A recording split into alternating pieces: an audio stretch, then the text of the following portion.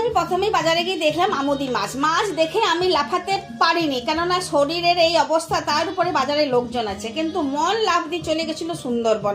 তাই ভাবলাম সুন্দরবন কবে যাওয়া হবে জানি না, তাই আমুদি মাছ ঘরে নিয়ে গিয়ে ডিপ ফ্রাই করে খাই। ঘরে আনা মাত্র মাতা অলকানন্দের কাছে এক ঝুড়ি কথা শুনলাম।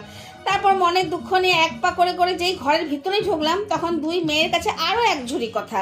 আমাদের মাছ পছন্দ নয়, কি দরকার ছিল এত মাছ আনার, কত রকমের কথা। তো মনের দুঃখে মাছগুলো থালাতে ঢেলে যখন বাছতে বসলাম, তখন মনে হলো সত্যিই খুব বাজে কাজ করেছি। পাতলা পাতলা চ্যাপটা চ্যাপটা মাছ, গায়ে কোনো শ্বাস নেই। তার থেকে আমাদের এই দেশীয় ভাটাপোনা, চারাপোনা, পুঁটি মাছ, তেলাপিয়া এগুলোই ভালো। এনেছি যখন ফেলতে তো পারবো না, তাই বেসন, চালগুড়ি, কর্নফ্লাওয়ার, ধনেপাতা, রসুন বেটে নুন দিয়ে বাটার গুলে নিয়েছিলাম। তাতে মাছগুলিকে ভেজে নিয়েছিলাম। এত দুর্বল মাছ যে একে দিয়ে কোনো কিছুই রান্না হবে না, ভাজলাম বলে তাও একটু চোখে দেখতে পেলাম। সবাই খেলো, আমিও খেলাম। মাছটা বেশ ভালোই হয়েছিল, ভাজা মুচমুচে। কিন্তু আমি আর কোনো দিনও আমুদি মাছ কিনবো না। এই মাছ কিনে আনা মানে নিজেকেই কষ্ট দেয়া। ঘরে তো মাছের গন্ধ দূর করতেই পারছিলাম না।